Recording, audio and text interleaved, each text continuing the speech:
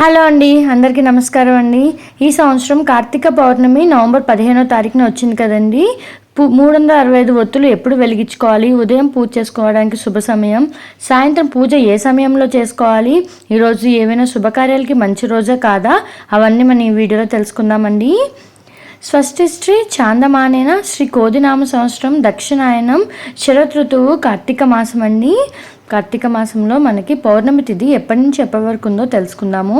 పౌర్ణమి తిథి అండి నవంబర్ 15 శుక్రవారం రోజున తెల్లవారుజామున 5:20 నుండి నవంబర్ 16 శనివారం రోజున తెల్లవారుజామున 3:02 వరకు పౌర్ణమి తిథి అయితే ఉంటుందండి. మనకి పౌర్ణమి తిథి వచ్చేసి శుక్రవారం రోజున ఉదయం అంటే సూర్యోదయానికి ముందుగానే తిథి ఉంటుంది కాబట్టి నవంబర్ 15వ తారీఖున కార్తీక పౌర్ణమిగా జరుపుకుంటాము. కార్తీక మాసంలో కార్తీక పౌర్ణమి పండుగ నవంబర్ 15 శుక్రవారం రోజు జరుపుకుంటామండి. 365 ఒత్తులు వెలిగించుకోవడానికి శుభ సమయం కూడా తెలుసుకుందాము. ఆ రోజు మనకి నక్షత్రం కూడా తెలుసుకుందామండి. ఎందుకంటే మనకి దీపారాధన వెలిగించుకునేటప్పుడు తిథి నక్షత్రం కూడా చెప్తూ దీపారాధన చేసుకోవాలి. 365 ఒత్తులు వెలిగించుకోవాలి. ఆ రోజు నక్షత్రం వచ్చేసి భరణి నక్షత్రం అండి. రాత్రి 10:37 వరకు ఉంటుంది. తదుపరి కృతిక నక్షత్రం అనమాట. 365 ఒత్తులు వెలిగించుకోవాల్సిన శుభ సమయం అండి. సాయంత్రం పూట అమృత గడియలు ఉన్నాయండి. సాయంత్రం 5:02 నుంచి 7:32 వరకు, సూర్యాస్తం అయిపోయిన తర్వాత 5:23 నుంచి 9 గంటల వరకు మనకి దీపారాధన చేసుకోవచ్చండి. మనకి అమృత గడియల్లో చేసుకుందాం అనుకున్న వాళ్ళైతే 5:02 నుంచి 7:32 వరకు దీపారాధన చేసుకోవచ్చు. లేదు అనుకుంటే 5:30 నుంచి 9 వరకు 365 ఒత్తులు వెలిగించుకోవచ్చండి. పొద్దున పూట పూజ చేద్దాం అనుకున్న వాళ్ళైతే 5:20 నుంచి 9:30 వరకు పొద్దున్న 365 ఒత్తులు అనేది వెలిగించుకోవచ్చు అనమాట. మనకి దీపారాధన ఎలా చేసుకోవాలి, దీపము 365 ఒత్తులు వెలిగించేటప్పుడు నియమాలు ఏం పాటించాలంటే, సాయంత్రం 365 ఒత్తులు వెలిగించుకుందాం అనుకున్నారంటే పొద్దు నుంచి ఉపవాసం ఉండి సాయంత్రం మనం దీపారాధన 365 ఒత్తులు వెలిగించుకోవచ్చండి. ఇలా లేదండి పొద్దునే వెలిగించుకుందాం అనుకుంటే పొద్దునే తలస్నానం చేసుకొని దీపారాధన ఇలాగా చేసుకోవచ్చు అనమాట.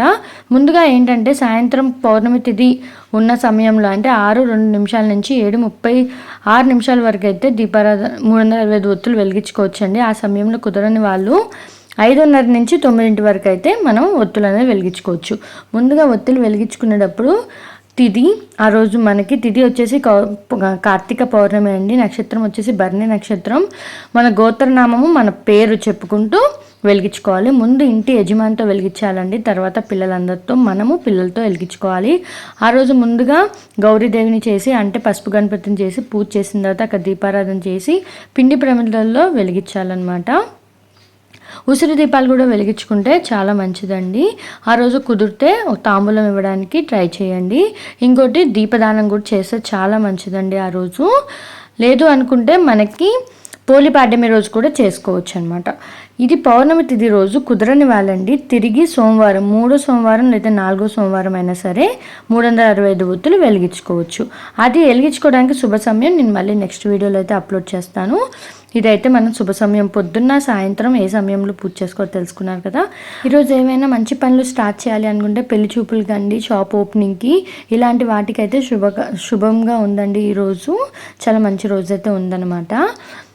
అదండి ఈరోజు వీడియో. మీకు 365 ఒత్తులు ఏ సమయంలో వెలిగించుకోవాలో పూజ చేసుకోవాల్సిన శుభ సమయం తెలుసుకున్నారు కదా. థ్యాంక్స్ ఫర్ వాచింగ్ అండి. Subscribe to my channel. Thank you.